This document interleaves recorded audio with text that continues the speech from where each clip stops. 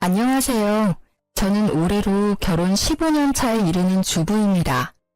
사람 하나에 사연 하나씩 있다는 말이 있지만 저의 인생은 정말로 만만치가 않았습니다. 거기에는 제 성격도 한몫했을지도 몰라요. 남들에게 지기 싫어하는 성격이나 호전적인 성격, 가족의 일이라면 어떠한 것에도 굴하지 않는 모습 같은 게 말이죠. 남편은 그런 저의 모습에 끌린 사람이었습니다. 사실 저는 처음에는 남편이 그리 마음에 들지 않았어요. 너무 연약해 보이고 우유부단한 모습이 저와 맞지 않는다 생각했거든요. 그런데 만나다 보니 의외로 단단한 구석이 있는 게 어느새 저도 그 사람에게 빠져버렸어요. 시부는 그런 저를 좋아해 주셨지만 글쎄요, 시모는 그런 저를 무척 싫어하셨습니다. 게다가 시모의 형제 간 차별이 저와 시모의 사이를 더 멀어지게 만들었죠. 그리고 시아주버님은 이혼을 2번이나 하고 결혼 전부터 제 남편에게 금전 요구를 빈번히 하던 사람이었습니다. 저는 몰랐지만 젊었을 적에는 사기로 감옥도 다녀왔다더군요. 남편은 그런 문제야 시아주버님 대신에 장남 노릇을 해야 했습니다. 그러나 그 노릇을 하면서도 남편과 저는 대접 한 번 받아본 적이 없었습니다. 그날은 제사가 있는 날이었습니다. 저는 아침 일찍부터 일을 쉬고 제사상을 차리기 위해 시댁에 들러 일을 하고 있었습니다. 남편도 그런 저를 돕기 위해 일을 쉬었죠. 참 다정한 남편이었는데 시댁만 오면 위축되는 모습이 참 안쓰러웠어요. 이날에는 웬일인지 시아주버님도 오셨더라고요. 저녁 술상을 차려 방 안으로 들어가자 시모와 아주버님 그리고 남편이 심각하게 이야기를 나누고 있었어요. 아니, 심각한 건 시모와 아주버님 뿐이고 남편은 그저 불편한 표정을 짓고 있을 뿐이었죠. 야, 잘 생각해봐. 이번 사업이 성공하기만 하면 진짜 대박이야. 너 모아놓은 돈 좀 있지? 그걸로 나한테 투자 좀 해라. 이번에는 진짜 확실해. 그래, 얘. 네 형님이 이렇게 원하는데 좀 해줘. 너는 돈도 잘 벌고 아버지 돌아가시면서 목돈도 많이 모아놨잖니. 저도 돈 없어요. 요새 경기가 안 좋아서 잘 벌지도 못해요. 그리고 얼마 전에 전셋집 들어가느라 돈 다 썼고 와이프 뱃속에 애도 있는데 돈을 함부로 쓰는 건 좀... 얘는 누가 보면 우리가 네 돈 뺏으려는 것처럼 보이겠다. 그냥 달라는 게 아니라 빌려주라는 거지. 넌 어떻게 이렇게 냉정하니? 형이 이렇게 간곡하게 말하는데도 어떻게 이렇게 딱 잘라? 어머니, 정말 저도 돈이 없어요. 그리고 어머니는 모르시나 본데 형이 저번에 제 돈 빌려갔어요. 그것도 아직 안 갚았잖아, 형. 이번에는 진짜로 안 돼. 아, 누가 안 갚는데? 갚아줄 거야. 이번 투자만 제대로 성공하면 2배, 아니 3배로 돌려준다니까. 그 전에 빌린 것까지 싹 다 갚아줄 수 있다니까. 형, 제발 그만 좀 해. 나 진짜 힘들어. 이게 도대체 몇 번째야? 또 시작인가 싶어 슬슬 남편을 도우려는 때에 시모의 뜬금없는 말이 튀어나왔습니다. 잠깐만, 이렇게 하는 건 어떠니? 너희 전셋집 빼고 우리 집으로 들어와라. 어차피 노부부 둘이 사는 집 너무 커. 그리고 네 아버지 몸도 예전 같지 않아. 그러니 너희가 들어와서 살고 그 전세금 형님한테 빌려주렴. 그럼 되지 않니? 뭐하러 돈 들여가면서 전셋집에 살아. 여기서 살면 되지. 그건... 남편은 두 사람의 현란한 말솜씨에 놀아나고 있었습니다. 옴짝달싹 못하고 눈살을 찌푸리고 있는 남편 대신 제가 나섰습니다. 그건 절대 안 돼요, 어머님. 전세를 빼라뇨? 너는 빠지렴. 이 이야기에 네가 나설 곳은 없어. 아니요, 제가 나서야죠. 돈 빌려주는 사람 와이프인데 왜 제가 나서질 못해요? 게다가 그 전세금이 남편 돈만 있다고 생각하시는 건 아니죠? 제 돈도 남편 돈만큼 들어갔어요. 정말 못 배운 티가 이런 데서 나는 법이지. 어른들 말하는데 끼어들어서는... 네, 저 못 배웠어요. 그렇지만 싫다는 사람한테 억지로 돈 내놓으라고 하는 게 강도짓이라는 건 잘 알아요. 뭐? 강도짓? 너 지금 내가 강도짓을 했다는 말이니? 네, 그게 강도가 아니면 뭐예요? 칼만 안 들었다 뿐이지 지금 두 분 모양새가 강도던데요. 두 분이서 돈을 원하시면 어머니 앞으로 된 번듯한 이 집을 담보로 대출을 받으시면 되잖아요. 왜 우리 남편한테 전셋집을 빼라 말라 하시는 거예요? 싫다는 사람한테. 말을 해도 정말. 예, 강도라니. 나는 네 남편의 엄마야. 이런 소리는 충분히 할 수 있어. 그리고 네 아주버님도 마찬가지로 혈연이니 당연히 요구할 수 있지. 세상 천지에 누가 이렇게 당당하게 돈을 빌려요? 돈을 빌리고 싶으면 머리를 숙여야 하는 거 아닌가요? 둘이서 거머리 마냥 붙어서는 아주 사람 하나 피를 뽑으려고 작정을 한 것처럼 보이는데요. 거머리? 아이고, 이런 여자를 며느리라고 들리다니 무식한 데다 어른 보기를 쉽게 생각하지를 않나. 어머님, 이런 며느리가 제사상 차례상 다 차리시는 거 아시죠? 제 남편은 누구와도 다르게 다정하고 마음씨가 착해서 저는 이혼할 이유가 없거든요. 솔직한 말로 두 번이나 이혼하고 제사상도 차리지 않는 장남보다야 둘째 아들이 더 낫지 않나요? 너 말 다 했니? 어떻게 아주버님 되는 사람한테 그런 막말을 할 수가 있어? 어머님, 그러면 앞으로 입이 늘어날 식구가 있는 사람한테 전셋방 빼서 돈 빌려주라는 건 막말이 아니에요? 아니, 빌려줄 수 있어요. 이제까지 빌려간 돈 다 갚아주면요. 그런데 이제까지 빌려간 돈도 갚을 생각이 없잖아요. 그마저도 갚지 않는 사람한테 더 이상 누가 돈을 빌려줘요? 첫째가 일부러 그랬니? 사업하다 보면 실패할 때도 있고 마음대로 안 될 때도 있지. 아주 보자 하니까 시댁을 우습게 알고. 시모의 말에 저는 아주버님을 똑바로 보며 말했습니다. 그 정도쯤 되면 사업에 소질 없으신 거예요. 그러니까 그냥 빠져나오세요. 다른 사람 힘들게 하지 마시고요. 그리고 돈 빌려갈 생각하지 마시고 빌려간 거 갚을 생각이나 해주세요. 여보, 그만해. 뱃속에 아이도 있는데 흥분하지 말고. 흥분 안 하게 생겼어? 전세금을 빼서 아주버님 사업자금으로 주라는 게 있을 수 있는 일이야? 기가 차서 말이 안 나와. 몇 번을 당했는데 또 줄 것 같아? 남편은 제가 이럴 때마다 말리기 바빴습니다. 뭐 궁합이야 잘 맞긴 했어요. 제가 화내고 남편이 말린다. 이 룰대로만 하면 사고는 쳐도 일은 크게 벌어지지 않았으니까요. 그렇지만 저희끼리만 좋으면 뭐예요? 이놈의 집구석이 우리를 가만히 두질 않는데 말이죠. 예, 네 와이프는 싸움닭이야. 성격이 보통이 아니야. 너 붙잡혀 사는 건 아니니? 여자가 남편 하는 일에 간섭하면 망하는 거야. 시모는 남편에게 그리 말했지만 남편은 그 말도 그냥 넘겼습니다. 시모가 남편을 걱정해서 그런 말을 하는 게 아니라는 걸 잘 알기 때문이었습니다. 그날 남편은 제게 조심스레 말을 꺼냈습니다. 당신한테는 정말 미안한 말인데 우리 합가 생각해보면 어떨까? 설마 당신 아주버님한테 홀랑 넘어간 거야? 아니야, 그런 건 아닌데 아버지 요새 기운 없어 보이는 것도 그렇고 어머니가 아버지한테 소홀해 보이는 게 눈에 보여서 좀 걱정이 돼서. 그건 그렇지. 요즘 많이 안 좋아 보이시기도 하고. 연애 때부터 시부에 대한 남편의 애정은 각별했으니 어쩔 수 없다고 생각했습니다. 저도 시부에게 사랑을 많이 받았기에 남편 뜻에 따르기로 했습니다. 그리고 차라리 가까이 있는 편이 남편과 제 돈을 지킬 수 있는 방법이라고 생각했어요. 그렇게 저희는 합가를 하기로 했습니다. 시부가 계시지 않았다면 절대 응하지 않았을 거예요.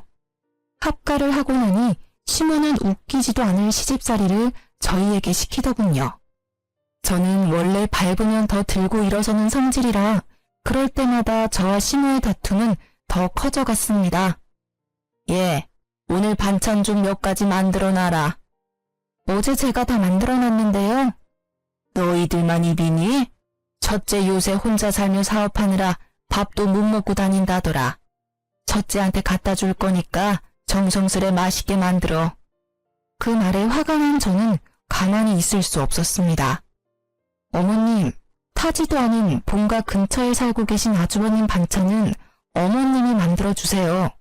떨어져 지내면서 어머님 손맛이 얼마나 그립겠어요? 매번 맛없다며 수저놓게 만드는 제 음식 말고 어머님 음식을 가져다 주시는 게 좋을 것 같아요. 뭐? 너 해주기 싫어서 그러지? 기가 막혀서.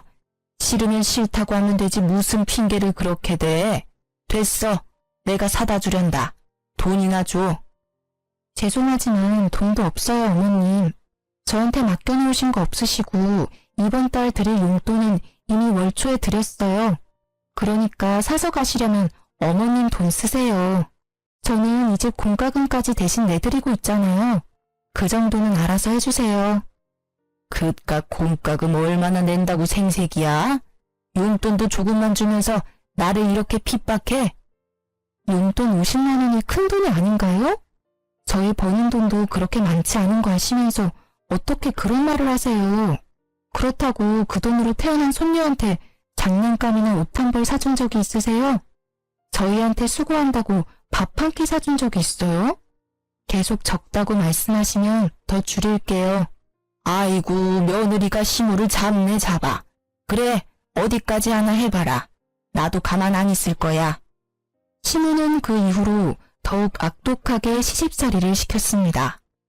일하고 온 사람 피곤한 거 알면서도 운전기사처럼 끌고 다니는가 하면 동네 사람들에게 기센 며느리 때문에 힘들다며 아주 광고를 하고 다니시더군요. 그렇지만 그런 시무의 행동은 아주버님에 비하면 정말 별거 아닌 일이었어요. 시무의 시집살이가 계속되는 동안 저희 전세금을 노린 아주버님의 공작은 끊이지 않았습니다. 당신 왜 이렇게 술에 취해서 들어왔어? 술도 못 마시는 사람이 인사불성이 돼서는? 저는 남편의 모습에 의아한 마음뿐이었습니다. 다음날 잠에서 깬 남편에게 물었습니다. 어제는 술 왜 그렇게 많이 먹은 거야? 속상한 일이라도 있었어? 어제 형님이 찾아왔어. 불러낼 때는 돈 갚겠다는 식으로 이야기해서 나갔는데 도착하니 술을 엄청 먹이더라고. 그 뒤에 계속 내 카드로 비밀번호 뭐냐고 물어보는데 버티다가 결국 술 취해서 골아떨어졌지. 뭐? 아주버님이 또 자기한테 돈 달라고 그랬단 말이야? 이번에는 아예 도둑놈처럼 카드에서 직접 빼내려고 했나 본데? 아, 가족 중에 강도가 하나 있으니 진짜 힘드네. 전세금을 당신 통장에 안 넣어놨으면 지금쯤 다 털렸을지도 몰라. 술에 취해서 내가 비밀번호를 말했는지 안 했는지도 기억이 안 나거든. 말했어도 내 계좌에는 딸랑 10만 원 들었을 텐데. 남편이 밤중에 연락 온 게 없나 폰을 확인하더니 곧 한숨을 푹 쉬더라고요. 그 10만 원도 살뜰히 가져갔네. 정말 징글징글하다. 나도 참 못났어. 술 기운에 비밀번호 가르쳐줬나 봐. 앞으로도 돈 관리는 자기가 좀 해줘. 자기한테는 절대 그러지 않잖아. 아, 진짜 너무 짜증나. 왜 매번 우리만 이렇게 손해봐야 해? 이 사람들은 가족이 아니라 도둑이야. 미안해. 당신 이렇게 마음고생 시켜서. 남편은 초췌한 모습으로 제게 사과했습니다. 남편이 사과할 일이 아닌데도 그 사람들이 잘못한 일인데도 항상 남편의 입에서는 미안하다는 말만 나왔어요. 남편이 그럴수록 시무와 아주버님에 대한 저의 원망은 더 커져갔어요. 그리고 우리를 힘들게 하는 일은 계속됐답니다. 여보, 당신 저번에 연장 만지다가 다친 손가락이 아직 고름이 나오네. 2주가 넘었는데 아물지를 않아. 혹시 모르니까 큰 병원 한번 가보자.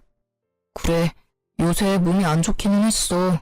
몸이 이상한 수포도 생기고 옷이 스치기만 해도 따가운 게 이상이 있기는 한 것 같은데. 그렇게 대수롭지 않은 대화를 나눈 날 우리는 종합병원으로 향했습니다. 그런데 병명을 알 수 없다고 하더군요. 아니, 몸통의 통증은 대장포진이라고 하는데 손가락이 왜 아직 고름이 나오는지를 설명할 수 없다고 하더라고요. 그러면서 몇 가지 검사를 해보자고 하더군요.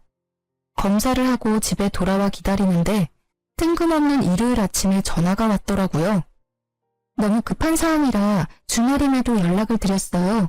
더 알아봐야겠지만 혈액 검사상 암에 대한 소견을 보이고 있습니다. 일단은 내일 당장 병원으로 와주세요. 정밀 검사를 해야 할 것 같습니다. 청천벽력 같은 소식에 저는 경황이 없었습니다.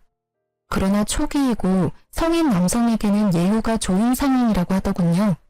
저와 남편은 마음을 굳게 다졌습니다. 힘들게 살아온 인생 보답받지도 못하고 가는 건 억울해서 못 산다고, 늙어서 우리 딸 결혼식 때까지는 살아야 하지 않냐고 남편은 치료에 열의를 불태웠습니다. 저희 남편은 토목업에 종사하기에 보험을 드는데 한계가 있었어요. 그래도 보험금이 5천만 원 정도가 나왔거든요. 남편은 시모에게 자신의 상태를 알리며 보험금이 있으니 잘 해결될 거라고 말했어요. 그런데 뒷목 잡을 일은 그 다음 주에 일어났어요. 시모가 저와 남편을 조심스레 부르더라고요. 둘째야, 너 혹시 4천만 원 정도만 빌려줄 수 있니? 네? 갑자기 그런 큰 돈을 어디서?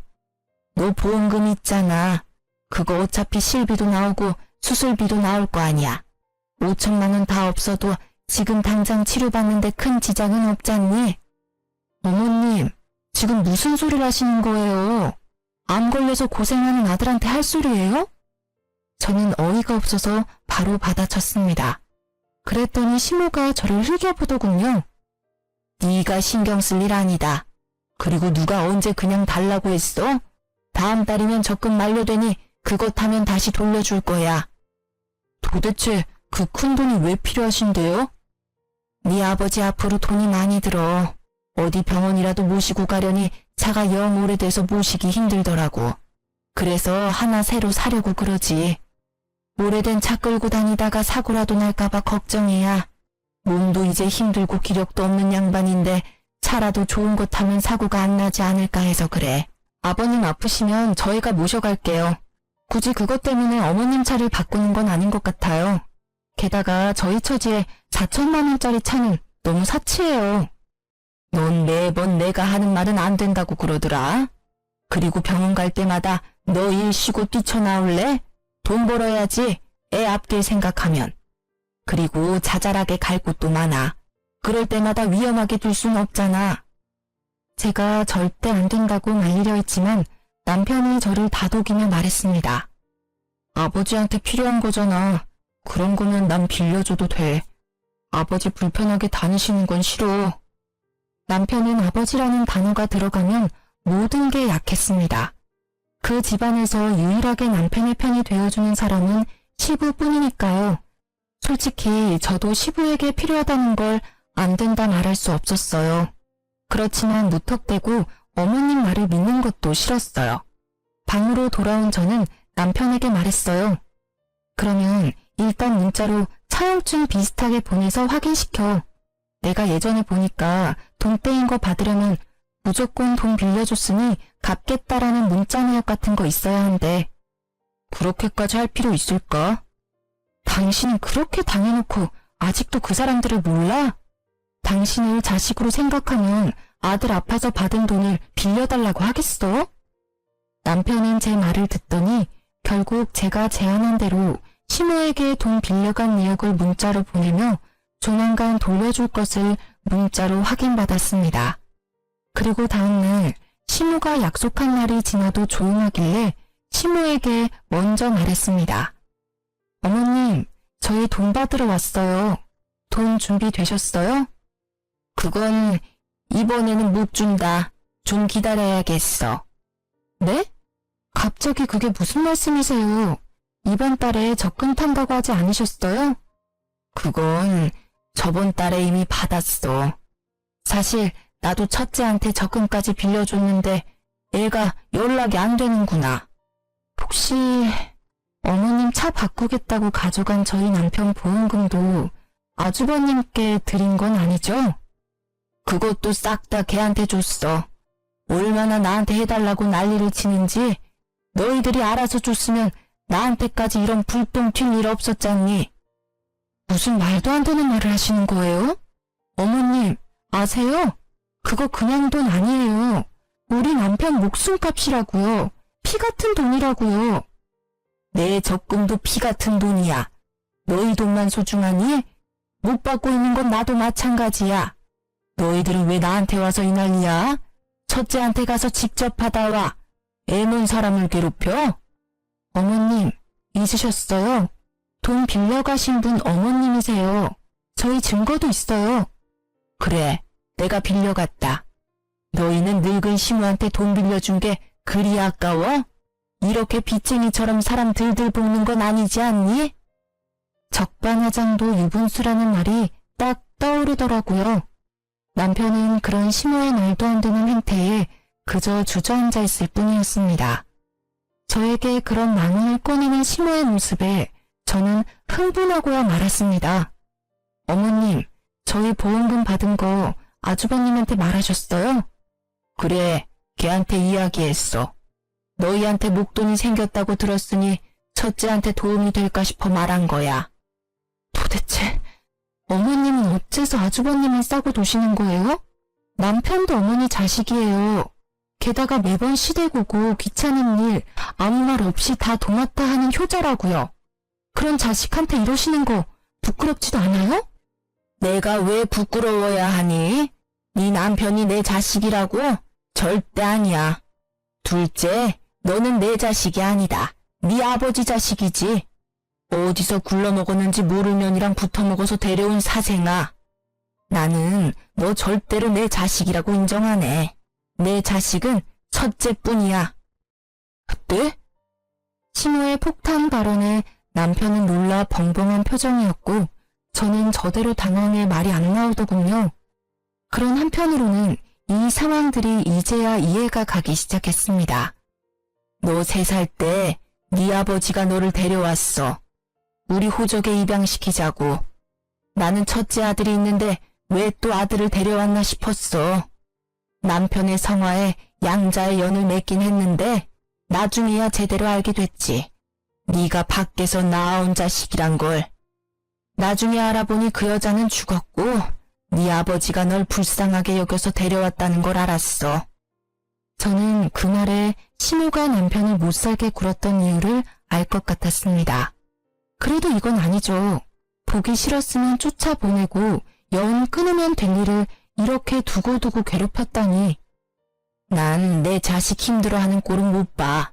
왜 내가 그걸 봐야 해? 너희들 죽을 때까지 우리 수발 들라고 합가하라고 한 거야. 내가 너한테 애정 한 조각이라도 있을 줄 알았니? 뻔뻔하기도 해라. 저는 시모의 말에 분노가 치미는 것을 느꼈습니다. 지금껏 이 집안의 크고 작은 일을 해결한 건 우리 남편이라고요. 매번 사고만 치는 아주버님이 뭘 해준 게 있다고 매번 감싸는 건데요. 평소에는 집에 오지도 않다가 돈만 필요하면 어슬렁거리며 와서는 사람들 돈 다 빌려서 가져가서는 안 갚고, 그런 사람이란 걸 알면서 어떻게 우리 남편 보험금을 가져가서 그런 사기꾼한테 전해줄 수가 있어요. 어머님도 똑같아요. 똑같은 사기꾼이라고요. 누가 사기꾼이야? 우리 첫째는 그런 짓 안 해. 재수가 없어서 계속 미끄러지기는 하지만 걔도 뒤에서 잘 받쳐주면 성공할 거라고. 보험금 그게 그렇게 중요해? 그냥 확 죽어버리지 그랬니? 꼴도 보기 싫은 네 얼굴 볼 때마다 짜증이 얼마나 나는지 알고는 있니? 차라리 네 아버지를 닮았으면 정이라도 조금은 갔을 것을. 그 여자를 빼다 박았는지 정이라고는 안 가는 얼굴을 하고선. 그만하세요. 그런 소리 들을 만한 사람 아니에요. 어머님만 그런 줄 아세요? 저도 똑같아요. 아주버님 얼굴만 보면 치가 떨린다고요.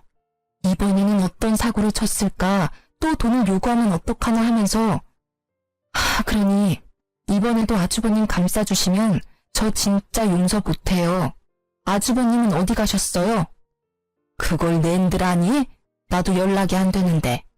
설사 알아도 내가 너희한테 알려주겠니? 애를 이렇게 잡아먹으려고 난리들을 치는데. 화가 머리끝까지 난 저와는 반대로 남편은 도리어 차분해진 표정이었습니다. 이때 남편은 알게 되었다고 해요. 자신이 그렇게 노력해도 어머님께 인정받지 못한 이유를요. 그 이유를 알게 되어 오히려 홀가분했다고 하더군요. 결국 돈 4천만 원을 사기로 잃게 된 저희는 이제 치료에만 집중하자며 시댁에서 나오기로 했습니다. 아파서 요양하겠다고 하니 시무가 막지는 않더군요. 잘못한 일이 있으니 잡지 못한 것도 있겠죠. 그 뒤 시부가 죽고는 시댁과 완전히 연락이 끊어져 2년도 이대로 끊어지나 하는 작은 기대를 하고 있었어요. 그러나 그것도 1년을 넘기지는 못했습니다. 남편은 1차 치료를 끝내고 요양 겸 쉬고 있던 중이었습니다. 저는 그런 남편의 수발을 들기 위해 일을 그만두고 퇴직금을 받아 나온 상태였죠. 그날의 평화를 깬 것도 시모의 전화 때문이었습니다. 너 혹시 돈 100만 원 정도만 빌려줄 수 있니? 갑자기 전화하셔서 또 돈 이야기세요? 이번에는 뭐 때문에 필요하신데요? 말하는 꼰세하고는 친구 아들 결혼시킨다고 해서 축의금 하려고 그런다. 요새 너희들이 도통 들리지 않으니 돈이 없어서 말이다. 너희도 그렇지 한 번도 연락을 안 해? 매달 시댁에 용돈을 드리던 저는 그 당시 괘씸한 마음에 돈을 돌려받기 전까지는 용돈을 드리지 않기로 결심했었어요. 결국 돈이 궁해진 시무가 연락을 하신 거였어요. 그런데 어째 기분이 이상하더라고요. 친척 집에 축의금을 내도 그것보다는 적게 낼 양반이 갑자기 100만 원? 물론 그 금액을 다 축의금에 내지는 않아도 뭔가 쓸 곳이 있을 거라는 생각에 시모의 뒤를 쫓았습니다. 돈이 얽혀있으면 꼭 등장하는 아주버님 생각 때문에요. 시모가 택시를 타고 내린 곳은 어느 화려한 예식장 앞이었습니다. 소문으로도 대관료와 식대가 어마어마하다는 이 예식장에 시모는 무슨 일로 들렸을까 하는 차에 저는 소름이 쫙 끼쳤습니다. 로비 화면에 떠있는 결혼 커플 사진에 아주버님의 얼굴이 떡하니 붙어 있었기 때문이었습니다. 감히 내 남편 안보험금을 사기쳐놓고 이런 비싼 곳에서 결혼식을 할 생각을 하다니 화려하게 치장된 그 모습이 괘씸해서 팔을 주체할 수 없었습니다. 애써 냉정해진 저는 드디어 꼬리를 잡았다고 생각했습니다. 가만 보니 아주버님의 결혼식에는 시부모가 아닌 다른 사람이 혼주석에 앉아 있었습니다. 세 번째로 하는 결혼식임을 숨기고 싶었던 건지 그것도 아니면 집안 사람들이 가진 부정적인 이미지를 상대 측에 알려주고 싶지 않았던 건지도 모릅니다. 저는 아주버님이 대화를 나눌 때 불쑥 끼어들었습니다. 안녕하세요. 오랜만에 뵙네요. 제가 나타나자 아주버님의 얼굴이 굳었습니다. 그러더니 다른 사람들에게 잠시 실례한다며 저를 옆으로 끌었습니다. 여기는 어떻게? 그러게요. 제가 여길 어떻게 왔을까요? 그런데 결혼식을 굉장히 성대하게 치르시네요. 축하드려요. 그런데 우리 할 얘기가 있죠? 재수씨, 나 30분 뒤면 결혼식이에요. 결혼식 끝나고 이야기해도 되잖아요. 남의 경사에 초를 치러 온 것도 아니고. 무슨 말씀을 그렇게 하세요. 정 원하시면 저는 여기서 말씀드려도 괜찮아요. 하객 알바까지 쓴 것 같은데 정말로 괜찮으신 거 맞아요? 아내가 될 예비 신부님이 모든 걸 알아도? 알았어요. 잠시만요. 아주버님은 저를 데리고 호텔 객실이 있는 층으로 향했습니다. 사람이 없는 걸 확인한 아주버님이 먼저 소리치더군요. 도대체 왜 이러는 겁니까? 어떻게 성사시킨 결혼식인데 이렇게 행패를 부려요? 행패요? 동생 보험금 가지고 치르는 결혼식이면 저도 관여할 수 있죠. 어머님한테 받은 남편 보험금 어쨌어요? 내가 뭘 받았다고 그래요? 딱 잡아떼는 아주버님 모습에 저는 코웃음을 쳤습니다. 당신이 어머님 시켜서 우리 남편 보험금 강탈해 간 거 내가 모를 줄 알아요? 사람을 우습게 보는 것도 한두 번이지. 우리가 아무것도 안 하니까 쉬워 보이나 본데 남편은 몰라도 나는 아니에요. 막말로 지금 당장 이 결혼식 뒤집어 엎을 수도 있고 당신 같은 사기꾼 민낯 알려주는 건 일도 아니야. 뭐? 사기꾼? 나 니네 남편 형이야. 못하는 말이 없네. 내가 왜 사기꾼이야? 그 돈 돌려준다고 몇 번을 말했어. 그리고 어머니가 준 건 어머니 돈이라고 생각해서 받은 거였어. 그만 잡아떼세요. 어머님이 벌써 말씀하셨어요. 아주버님이 남편 보험금 필요하다고 했다면서요? 그러면서 어머님 시켜서 돈 가져가서는 안 돌려줬다던데요? 돈을 받은 건 사실이야. 인정할게. 그런데 여기 와서 이럴 건 아니잖아. 진정하고 우리 대화로 해결해보자고. 진정? 대화. 저기 아주버님, 저요. 세상 둥글게 살고 싶은 사람이에요. 누구는 화내고 싶어서네요. 예전부터 그랬잖아요. 매번 우리 남편한테 돈 빌리고 안 갚고 상습이잖아요. 제가 본 것만 수십 건이에요. 가져갔으면 갚을 생각을 해야지. 남의 돈으로 호사스럽게 살면서 사람 우습게 보는 것도 정도가 있죠. 그리고 대화로 해결될 일은 아니죠. 돈을 가져와야 될 거 아니에요. 제 목소리가 커지니 아주버님은 당황했습니다. 알았어. 그럼 이렇게 해. 오늘은 바쁘니까 내일 어떻게든 돈을 마련해서. 제가 아주버님 수법에 당한 게 몇 년인데요. 지금 당장 준비하세요. 결혼식 끝날 때까지 안 주시면 저도 성심껏 이 결혼식 정성스레 망쳐드릴 테니까요. 아니, 하루도 못 기다려? 하루고 한 달이고 지금 몇 년 전에 빌려준 것도 안 갚으셨잖아요. 그리고 기다릴 필요가 어디 있어요? 이번 결혼식 친척 빼고 친구들 하객은 진짜죠? 친구들 엄청 많으신데 축의금으로 갚으시면 되겠네요. 그걸 가져갈 생각을 하다니. 그건 내가 받은 내 결혼 축하금이라고요. 다른 사람들의 성의가 있는 돈을. 그 돈은 성의가 있는 돈이라 괜찮고 동생 보험금은 성의가 없는 돈이라 안 돌려주는 거예요. 그리고 우리 남편 돈은 목숨이 달려있는데 가져가셨잖아요. 피차 일반이에요. 계속 안 주신다고 하시면 저 내려가서 다 말해버릴게요. 제 목소리가 호텔 복도에 울리자 결국 아주버님이 백기를 들었습니다. 알겠어. 소리 낮춰. 축의금 줄게. 그러니 좀 조용히 해. 다들 들으면 어쩔 거야. 이 결혼 파토나면 축의금도 없어. 저는 시간에 쫓기는 아주버님을 보내고 저는 축의금 받는 자리가 잘 보이도록 가까이서 주시하고 있었습니다. 아주버님은 패백하러 가기 전 잠시 들러 축의금 받던 사람에게서 가방을 받아 저에게 가져왔습니다. 저는 가방을 받아 금액을 확인했습니다. 사업한답시고 이리저리 돌아다니던 사람이라 그런지 축의금도 많이 들어왔더군요.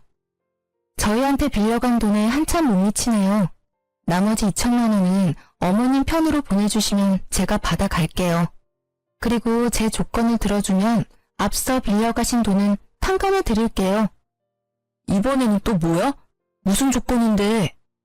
저와 남편에게 어떠한 금전 요구도 하지 마시고 어머님 통해서 돈 빌리는 것도 하지 마세요. 그리고 남처럼 지내요. 앞으로 아는 척 하지 마시고 이 조건 깨지면 빚쟁이처럼 남은 금액 받으러 따라다닐 거니까요.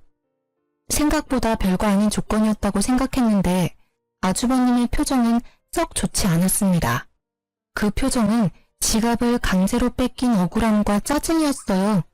그 얼굴을 보는 순간 저는 안도의 숨을 몰래 쉬었습니다. 2천만 원 잊지 마세요. 그거 안 주시면 어머님 앞으로 된 집으로 대출받아서 가져갈 거예요. 실질적으로 저희한테 돈 빌려간 사람은 어머니시거든요. 어머님한테 돌려받는 게 맞죠. 그럼 굳이 이 축의금을 가져가지 않아도 되잖아. 내가 어머니한테 드릴 테니. 그건 그거고 이건 이거죠. 어머님한테 드린 돈이 아주버님한테 간 걸 아니까 찾아왔고 현금이 있으니 제가 받아가는 거고요. 지금이 지나가면 또 돈 없다고 하실 거 분명하니까요. 아쉽다고 생각하지 마세요. 저희는 그 돈 충분히 받을 자격 있다고 생각하니까. 눈 뜨고 축의금을 빼앗긴 그 기분을 곱씹고 있을 아주버님을 보며 저는 생긋 웃어주었습니다. 그럼 신혼생활 즐겁게 하세요. 저를 노려보는 아주버님을 뒤로하고 속으로 즐거움의 소리를 지르고 있었습니다. 처음으로 돈을 돌려받았어요. 그냥 돈이 아니었으니 더 소중했습니다. 저는 이 기세로 나머지 2천만 원도 돌려받기로 했습니다. 저는 돈을 은행 계좌에 넣고 남편을 불러 시댁으로 향했습니다. 시모는 저보다 일찍 돌아와 있더군요. 자식 결혼식에 얼굴 도장만 찍고 오는 처량한 신세라니 그래도 안쓰러운 기분보다는 본인 손으로 그렇게 만들었다는 생각밖에 들지 않았어요. 너희 여기 웬일이니? 이 집에는 오지 않기로 한 거 아니었어? 말씀드릴 게 있어서 왔어요. 당신이 직접 말해요. 저는 남편을 바라보며 말했습니다. 남편은 준비해온 서류를 내보이며 시모에게 말했습니다. 어머니, 제가 생각해봤는데 저를 파양해 주세요. 저는 더 이상 어머니의 아들이고 싶지 않습니다. 남편의 입에서 튀어나온 말에 시모의 얼굴이 악독하게 변했습니다. 뭐? 네가 뭔데 파양을 하라 마라 하는 거냐? 이제껏 입혀주고 재워주고 먹여줬더니 이렇게 은혜를 원수로 갚아? 그런 이유로 이제껏 제사며 차례며 잘 모시지 않았습니까? 합가에서 어머님 돌봐드린 것까지 하면 제 할 도리는 다 했다고 생각합니다. 그러니 파양해 주세요. 절대 안 된다. 파양이라니. 누굴 바보로 하니? 너희가 나 모시기 싫어서 그런 말 하는 거 안다. 그래서 반년 동안 연락 안 하고 살지 않았니? 그 정도 시간이면 반성했을 거라 생각했는데 그게 아니라 딴 생각을 해? 이제 그만하세요, 어머님. 저희도 더 이상 어머님 모시고 살 여력이 안 돼요. 이도 병원 치료 중이라 일도 못하고 힘들다고요. 게다가 친자식도 아니라며 타박 주셨잖아요. 그냥 서로 편하게 파양하세요. 파양? 내가 누구 좋으라고 그런 거래. 나는 죽을 때까지 너희한테 붙어 살 거야. 내가 죽을 곳이 네 집이라는 것만 알아둬라. 너는 내 자식은 아니지만 나를 돌봐야 할 이유가 있어. 천년의 자식을 거둬줬더니 그래서 죽을 때까지 저희에게 수발을 받으시겠다는 생각이세요? 그래, 내 자식 고생시키기는 싫으니 너한테 붙어 있어야지 어떡하니? 그럼 안 되겠네요. 어머님이 싫으시다면 재판으로 할까요? 이제껏 어머님이 남편이 제 핏줄이 아니라고 괴롭힌 것, 과도하게 금전 요구하신 것, 그런 것들이 다 증거가 되거든요. 저희는 뭐든 파양만 하면 되니까요. 나는 절대 허락 못한다. 너희는 절대로 이 집에서 못 나가. 나한테 신세진 값은 받아야지. 막무가내로 안 된다는 시모에게 저는 그분의 가장 큰 약점을 들이밀었습니다. 제가 얼마 전에 아주버님을 배웠어요. 결혼식장에서요. 벌써 몇 번째 결혼인지는 모르겠지만 여자 쪽 집안이 엄청 좋아 보이던데 어머님이 여기에 합의하지 않으면 저는 이 길로 아주버님 장인어른 댁으로 찾아갈 수밖에 없어요. 주소를 알아놨거든요. 마지막 말은 거짓이었지만 시모의 얼굴은 새파랗게 변했습니다. 명절에 와보지도 않고 집에 도움도 안 되는 장손이 뭐가 그리 좋아서 싸고 도는지. 안 된다. 네 형은 건드리지 마. 이제 마음 잡고 잘 사는 애야. 왜 그 애를 건드리는 거야? 어머님께서 파양해 주시면 건드릴 필요도 없고 아예 만나지도 않을 거예요. 그 서류 작성하시면 우리와는 남이니까 서로 얼굴 마주칠 필요도 없어요. 아니면 제가 그 집에 찾아가서 어머님이 아주버님 친모이고 외방 자식인 둘째 아들 피 같은 보험금 사기쳐서 가져갔다고 말할 거예요. 악에 바친 제 말에 결국 무너진 건 시모였습니다. 그 애는 건드리지 말라며 저희를 노려보며 합의서를 작성해 주더군요. 저희는 드디어 남이 되는 첫 발을 디디게 됐습니다. 그리고 저는 상쾌한 시모에게 마지막 결정타를 날렸습니다. 그리고 그 결혼식에서 아주버님이 가져가신 돈 4천 중에 2천은 돌려받았어요. 나머지 2천은 어머님께 돌려받으려고요. 잘 아시겠지만 저희는 아주버님한테 빌려드린 게 아니라 어머님한테 빌려드렸잖아요. 빠른 시일 내에 갚아주세요. 돈 없다. 나도 너희랑 똑같이 첫째한테 다 털어넣었어. 그러면 이 집이라도 팔아서 갚으시면 되겠네요. 그리고 아주버님 댁으로 들어가시면 딱 좋고요. 그걸 말이라고 하니? 왜 내 새끼가 그 고생을 해야 해? 그러니까요. 우리 남편한테 잘해주셨으면 끝까지 모시고 살았을 텐데. 이제 남이라 그럴 수도 없겠네요.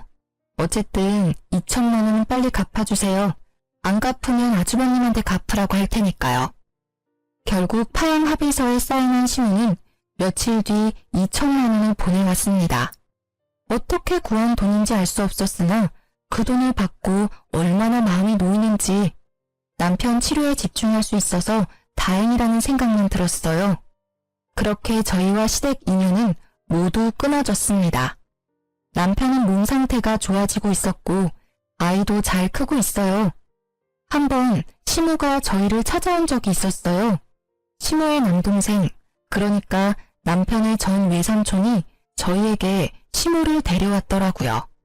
알고 보니 아주버님이 시모의 땅 문서를 가지고 가 몰래 팔았고 시모는 그것도 모르고 집에 있다가 그 집을 산 사람들에 의해 쫓겨났다고 하더군요. 그래서 너희가 네 모친을 받아주면 안 되겠니? 죄송합니다. 이제 법적으로 저와 관련 없는 분이세요. 제가 모실 이유 없습니다. 여기서 이럴 게 아니라 형님께 모시고 가세요. 어머님이 그리 아끼셨으니 잘 모실 겁니다. 봐라, 이 악독한 것들. 길러준 은혜도 모르는 이 망할 년놈들. 내 자식으로 키워줬더니 이렇게 은혜를 원수로 갚아? 어머님, 말씀은 똑바로 하셔야죠.